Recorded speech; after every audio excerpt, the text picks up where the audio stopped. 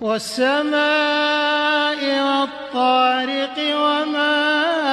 أَدْرَاكَ مَا الطَّارِقُ النَّجْمُ الثَّاقِبُ إِن كُلُّ نَفْسٍ لَّمَّا عَلَيْهَا حَافِظٌ فَلْيَنظُرِ الْإِنسَانُ مِمَّ خُلِقَ مِن مَّاءٍ دَافِقٍ